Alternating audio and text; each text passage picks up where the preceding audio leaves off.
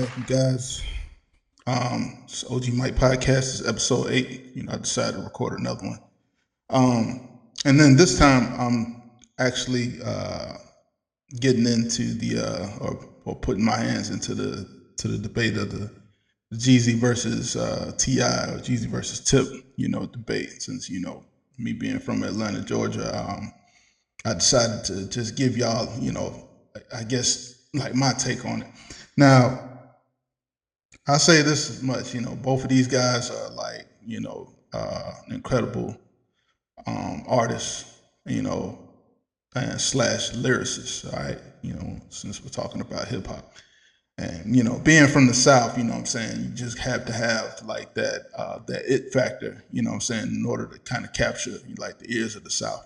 Everything is, based on production, how real it is to us as the audience down here in the South, as well as to you guys that are from like other sides of the map. You know what I'm saying? So we ain't leaving y'all out either. But when it comes down to the South, you know what I'm saying, and just Atlanta in general, you got to have what it takes, to for us to be like, all right, he one of them ones. So Jeezy versus Tip. Now, what I'm saying, again, like I said, both of these guys are incredible. So, you know, just to kind of give like, a little back and forth points, T.I.'s, started the whole trap music term, what I'm saying? Not just trap, what I'm saying, but trap music, if y'all from Atlanta, y'all know about Ghetto Mafia and all them guys and stuff like that. And you see they claims about starting trap music and stuff like that. Some people say Outkast, when they start talking about the trap, between the Aquemini project and then the ATLiens project, and probably really before that, if you going into like Goody Mob's. Some of their songs and stuff like that, they might mention trap here and there, but when we're talking about trap in detail, you probably have to give that one the tip, what I'm saying, and his whole take on it and stuff like that. So I mean, me personally, I'm giving it to Ti. I'm giving it the tip. So there you have it. Now, when Jeezy came out, it's just my personal opinion, but when Jeezy came out, he put trap music on steroids. You know what I'm saying? So Jeezy came out, Thug Motivation 101, Trap or Die, Streets is Watching mixtape. You know what I'm saying? That was just a whole different feel.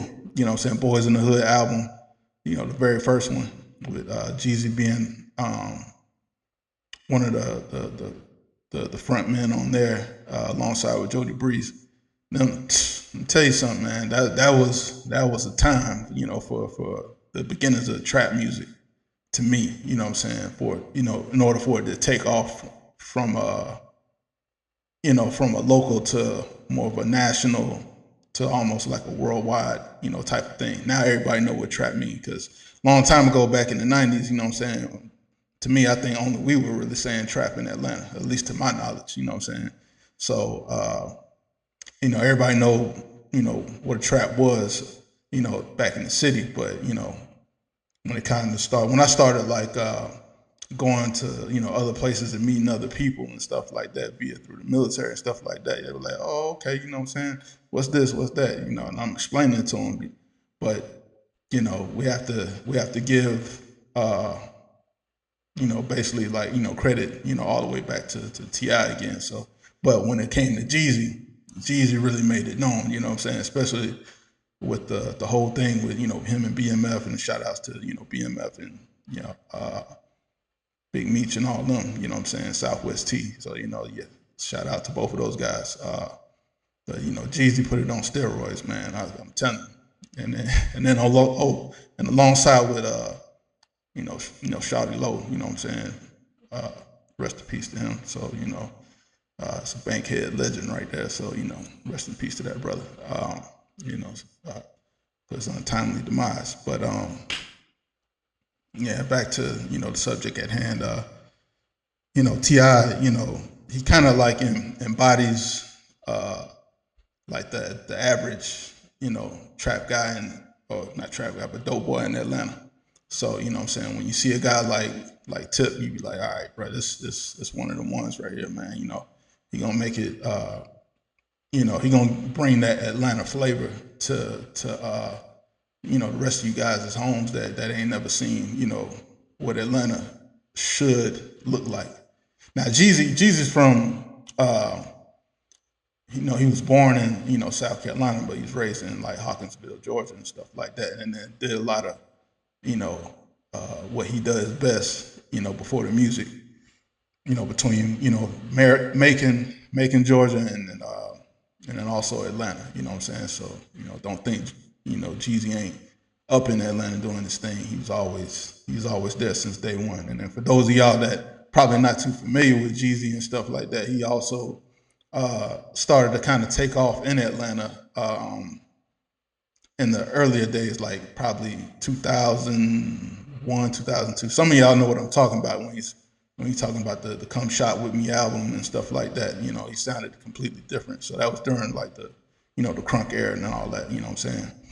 Um, and listen, man, you know, both of these guys during that time when they were both at the or beginning at the heights of their careers and stuff like that.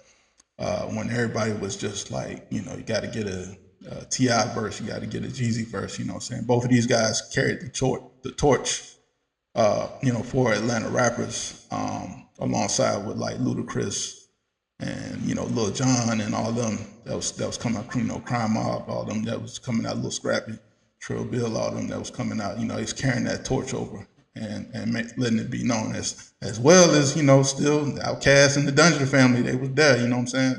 Every step of the way. So, you know, there you have it.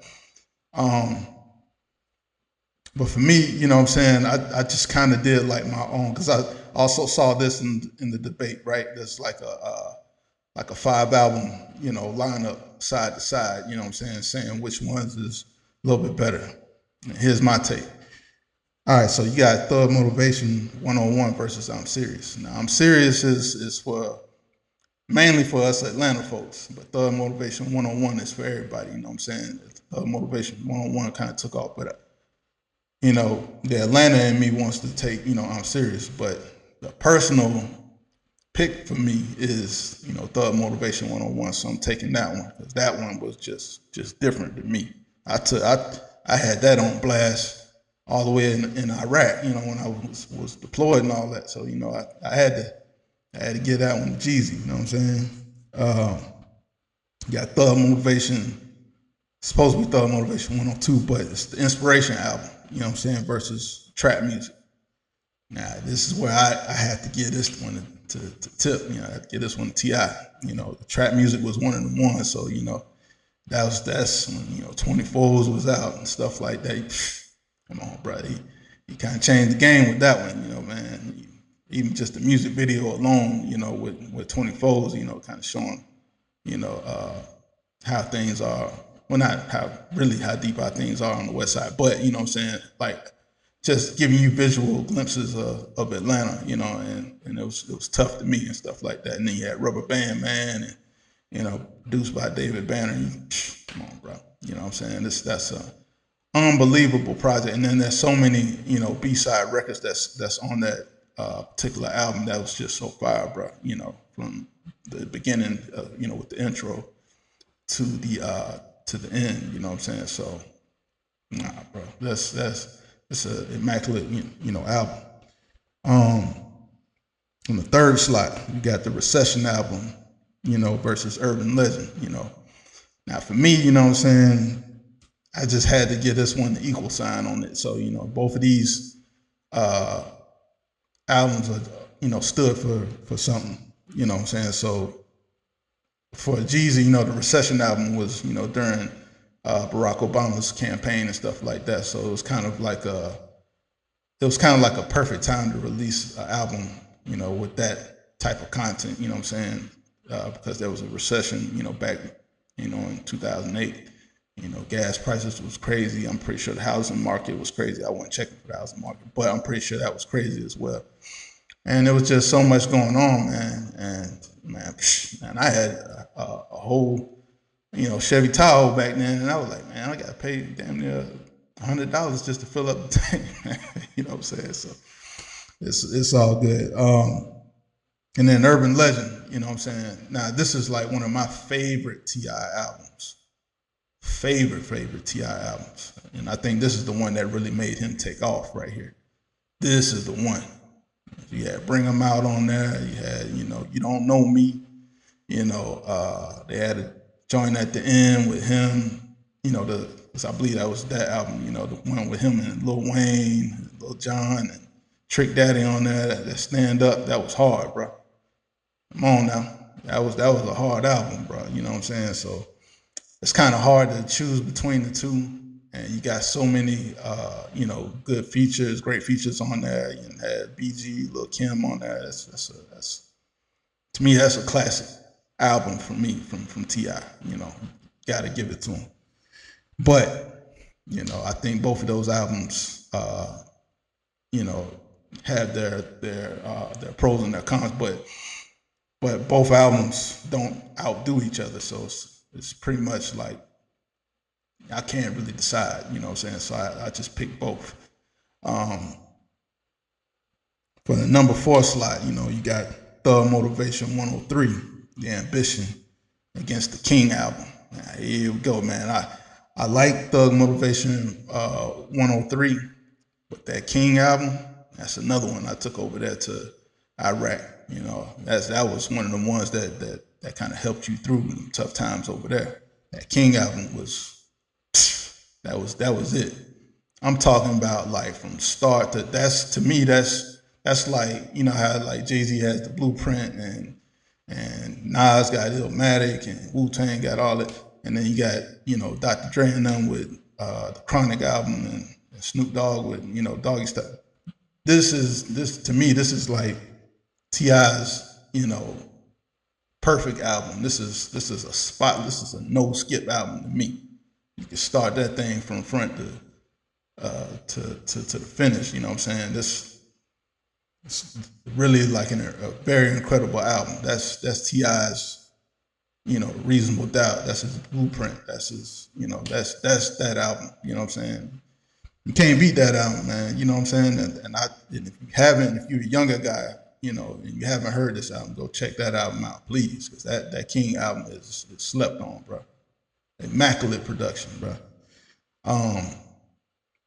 And the reason I chose that album is it's too many songs on there, bro.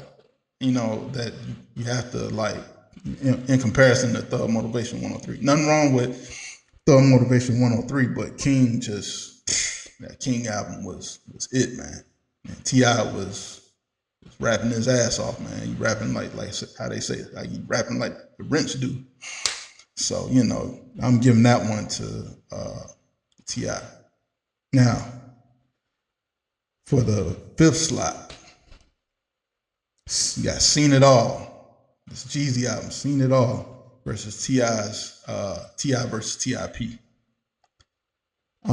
For me, I'm giving that one to Jeezy. I like the production on there. I like the features. You got Bootsy, Jay-Z on there. You had Rick Ross on one of them songs. Yeah, bro, immaculate. Now T.I. versus T.I.P. This is where I started to see T.I. kind of switch up his flow a little bit more, and he started this one. I think he started to rap a little bit more faster and stuff like that. You know what I'm saying? He was showcasing his diversity, behind the mic and stuff like that. He was just trying to show y'all, I don't just do this. I really do this. You know what I'm saying? So. But I'm gonna give this one to Jeezy. You know what I'm saying? The production took over, as well as the features and stuff. So and Jeezy he never gave me a bad verse either. Neither did T.I., but you know what I'm saying. But Jeezy, he put his foot in that one. So you know what I'm saying. That was one of them ones. So yeah, man. But overall, once you kind of line everything up, both of them, kind of remain equal to each other. So that's how I see, both artists. You know what I'm saying? Both of those artists are like, equal. No, neither one is edging the other. So, that's just my take on it. But after that, man, that's pretty much it. You know what I'm saying? Just glad you guys and starting to kind of maybe enjoy the content or not. And also, again, you know what I'm saying, if you guys are like aspiring artists, you play instruments, you sing, you rap, you know what I'm saying, you do whatever, man. You know what I'm saying, sing your stuff in to me, and you know what I'm saying, I try to to review it a little bit, not for my own personal liking, but more so for the guys that's in the audience and stuff like that that is watching these videos. So giving you guys a secondary platform and just trying to get your music known out here in the YouTube universe. You know what I'm saying? But appreciate you guys. Thanks for tapping in with the checking in with the OG Mike podcast. Like, comment, and subscribe. And thank you guys for tuning in. Appreciate you.